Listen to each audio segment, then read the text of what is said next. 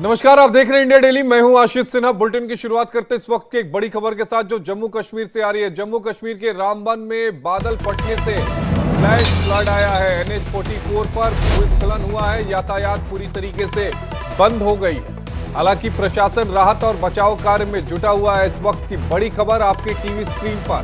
जम्मू कश्मीर के रामबन से यह खबर है। बादल फटा और उसके बाद बहुत ज्यादा फ्लड आया।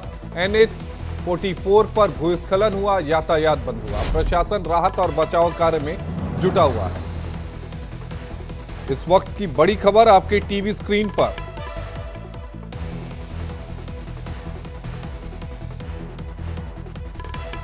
इस वक्त की बड़ी खबर आपकी टीवी स्क्रीन पर। बादल फटने की वजह से राहत और बचाव कार्य हालांकि इस समय जारी है, लेकिन वो तस्वीरें देख लीजिए।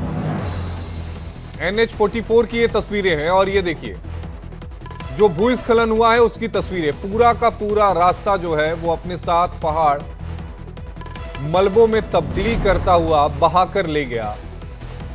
और देखिए गाड़ियां जो हैं वहीं पर फंसी हुई हैं। हालांकि राहत और बचाव कार्य जो है वो जारी है। मौसम फिलहाल अभी साफ है, बारिश नहीं हो रही है, गनीमत ये है।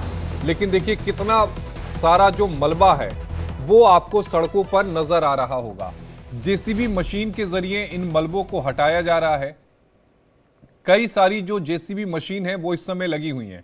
और देखिए कि भूस्खलन कितना ज्यादा तेजी से नीचे की तरफ आया। और इसी पर ज्यादा जानकारी के साथ हमारे सहयोगी रमन सैनी हमारे साथ लाइव जुड़ा है। रमन, जम्मू कश्मीर के रामबन में बादल फटने से एक फ्लैश फ्लड आया और उसके अलावा NH 44 पर भूस्खलन की जो तस्वीरें हम वो अपने दर्शकों को दिखा रहे हैं। जरा विस्तार से इन दोनों खबरों के बारे में बताइएगा।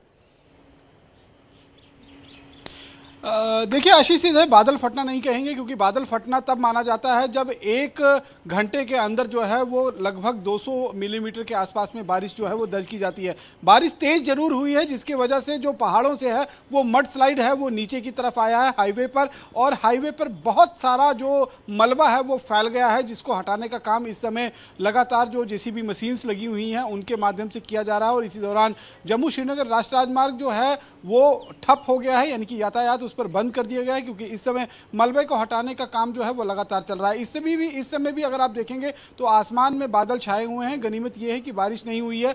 कल देर रात से बारिश जो है वो चल रही थी। दोपहर के करीबन 1:30 बजे के आसपास में ये मड स्लाइड आया है, क्योंकि ये जो पूरा इलाका है रामबन से लेकर बानिहाल के बीच में करीबन 38 किलोमीटर का ये रास्ता है। इस रास्ते में अगर आप देखें तो इसे 4 लेनिंग का काम इस पर चल रहा है, और इसीलिए पहाड़ों की कटिंग जो है वो बहुत बड़े पैमाने पर की गई है। और ऐसे में जब पहाड़ों की कटिंग होती है तो पहाड़ अंदर से हिल जाते हैं, और लगातार जब बारिशें होती हैं तो अंदर से वो जो पहाड़ नरम हो जाते हैं वो दरक कर नीचे बहना शुरू हो जाते हैं, क्योंकि उसमें मलबा और पानी जो है वो इतना ज़्यादा जमा हो जाता है, जिसकी वजह से वो स्लाइड करना शुरू कर देता है। और मड स्लाइड के रूप में वो पूरा जो सेरी का इलाका पड़ता है उसे उसने कवर अप कर लिया है। अब उसमें लगभग 2 से ढाई 3 घंटे का समय जो है अभी और लग सकता है, तब तक ये हाईवे जो है वो पूरी तरीके से बंद रहेगा। आपको याद होगा कि 19 तारीख के आसपास में भी इसी तरीके से जो बादल फटने की घटना रामबन में हुई थी, उसके बाद वो पूरा इलाका जो है अगर आप देखेंगे जो रामबन का था वो पूरी तरीके से हम ये कहेंगे कि वो मलबा, बारिश और कीचड़ से जो है वो भर गया था। और उसके बाद आप अंदाज़ा लगा सकते हैं कि करीबन 3 से 4 दिन लग गए थे